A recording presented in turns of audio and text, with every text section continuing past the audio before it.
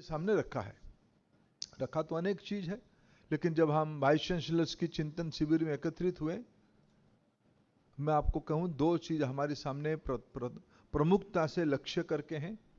हमारे सामने लक्ष्य है प्लान को एग्जीक्यूट करने के लिए अगर एक ही प्लेट में ज्यादा लोग समझेंगे और काम करेंगे तब जाकर वो लक्ष्य पूरा होता है।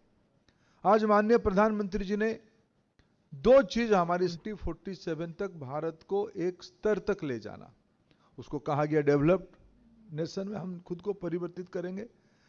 क्या डेवलप्ड नेशन की जो आज वैश्विक परिभाषा है वो हमारी परिभाषा होनी चाहिए, या हम पाश्चात्य की चौकाचौंध भौतिक चाहे उपलब्धि को हम डेवलप्ड नेशन ना माने? जब हम 47 तक पहुंचेंगे, एक प्रजातंत्र की मार्ग में पहुंचेंगे, प्रजातंत्र की अपने ऐसे ही धनी देश है, यानी संस्कृति से विरासत से हम अपना ही पैरामीटर बना सकते हैं।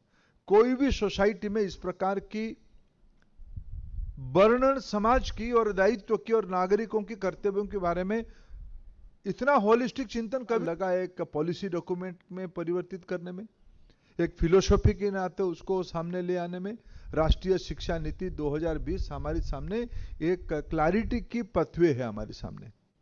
जब अगर हम उस 10 साल की पिछले 10 साल डेवलप्ड नेशन की, एक समृद्ध राष्ट्र की, विकसित राष्ट्र की अपना पैरामीटर्स भी बना सकते हैं, अपने वैल्यूज भी बना सकते हैं।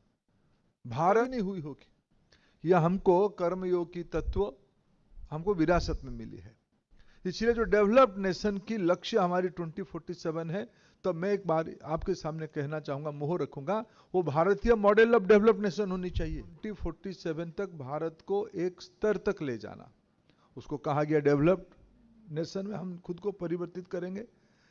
क्या डेवलप्ड नेशन की जो आज वैश्विक परिभाषा है वो हमारी परिभाषा होनी चाहिए, या हम डेवलप्ड नेशन भारतीय व्यवस्था के आधार पे, भारत की विरासत के ऊपर, संस्कृति के ऊपर हम डेवलप्ड नेशन की परिकल्पना कर रहे हैं? मैं मानता हूं हमारे सामने सबसे जिम्मेवारी शिक्षा जगत को है, उसमें से उच्च शिक्षा जगत को है।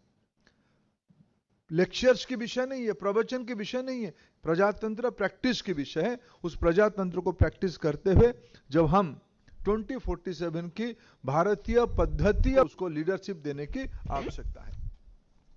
मित्रों, आज हमारे सामने अगर हम पिछले 11 सालों की, जिसे अभी अड़िया जी ने कहा कि भारत में उस लक्ष्य को पूरा करने के लिए संयोग लगा एक पॉलिसी डॉक्यूमेंट में परिवर्तित करने में, एक फिलोसॉफी के नाते उसको सामने ले आने में। राष्ट्रीय शिक्षा नीति 2020 हमारे सामने एक क्लैरिटी की पथवे है हमारे सामने। जब अगर हम उस 10 साल की पिछले 10 साल से 2020 में, हम कहे 2020 में, लेकिन 2014 के उपरांत उस विषय में चिंतन मनन शुरू हुई थी। धीरे धीरे उसको 6 साल की, 11 साल की एक समीक्षा करते हैं। 2014-15 की बेसलाइन डाटा से आज हम लोगों की 30% इंक्रीज हुई है उच्च शिक्षा की पार्टिसिपेशन। उसमें से महिलाओं की सबसे ज्यादा हुई है 38%,